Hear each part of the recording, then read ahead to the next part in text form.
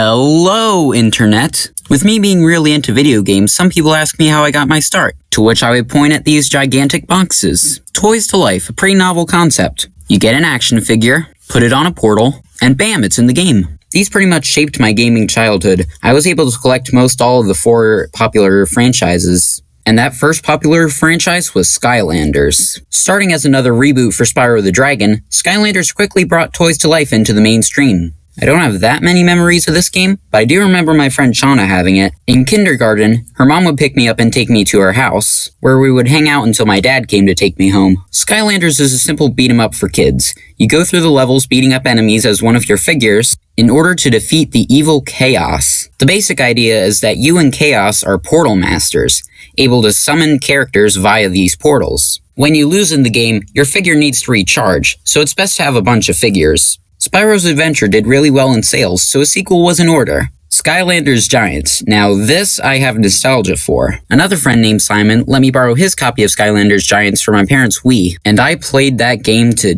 death. Giants adds a new gimmick where you have larger Skylanders figures that glow when you put them on the portal. Aside from that, it's the same game, so there's really not much else to say. Now at this point, the Skylanders series was pretty successful, and with success comes imitators. And a perfect company to make a competitor was one with a lot of money and iconic characters. Hence, Disney Infinity in 2013. Now, Disney Infinity comes with 3 characters and 3 playable story mode levels, or play sets. The problem with this is that you can't use a character that isn't from a movie the level pack is based off of, meaning you can't do co-op right out of the box. Also, most of the characters are either from Pixar or from new Disney properties like Tangled, Frozen, or Phineas and Ferb. While they deserve to be here, it feels more like a promotional item than a celebration of Disney. Now, there is a toy box which allows you to use any character and basically make your own small game. The toy box was really why you bought Disney Infinity, and it was one of the factors that got me into game design. Now, Disney Infinity also sold well, meaning that a sequel was in order. Disney Infinity 2.0.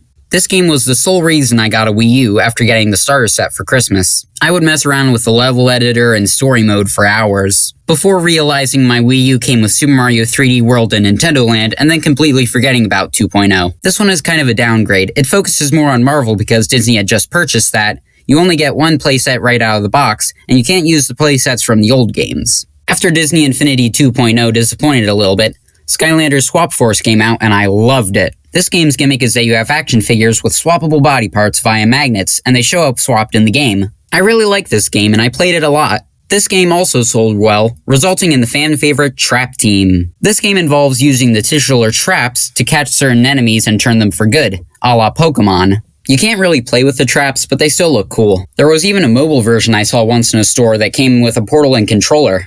Activision being able to make this because they were still making a Wii version. The performance was absolutely atrocious on Wii. And get this, I actually got the Wii version. This version came with a free download code for the Wii U version, and I had a Wii U at the time, but I either didn't know or just didn't care. Nintendo advertised these things like crazy on the Wii U, mostly because they were lucky to get any kind of third-party support on that thing. Nintendo eventually realized that Toys to Life was the way to go, and thus Amiibo was born. Amiibo debuted alongside Super Smash Bros. 4, meaning that most Nintendo fans could find an Amiibo of their favorite character. After that, though, Amiibo started to lose its footing a little bit, mostly because other franchises didn't have the mainstream appeal that Smash Bros. Did. Nevertheless, Amiibo sold well, leading Nintendo to make a partnership with Activision. Skylanders Superchargers added racing to the franchise, as well as turbocharged Donkey Kong and HammerSlam Bowser in the Nintendo versions of the game. Unfortunately, this game didn't sell as well as the previous 4. Heck, I didn't even buy this one, mainly because I was busy with LEGO Dimensions. Most people were expecting LEGO to eventually make a Toys to Life game, but they blew it out of the water. Warner Brothers used many of their own properties, as well as others like The Simpsons, Back to the Future, Portal 2, Midway, Sonic the Hedgehog, making this one of the most ambitious crossover events in history. Yeah, eat it, Avengers Infinity War. Do you have Sonic the Hedgehog versus Shaggy? Didn't think so. It was a little awkward moving the figures around on the portal, though. And there was no LEGO Star Wars content because Disney had just purchased Lucasfilm, meaning Disney Infinity 3.0 happened. Now this is where Disney Infinity really started to shine. Not only did they have Star Wars, but they were also embracing classic Disney. The future finally looked bright. It was discontinued.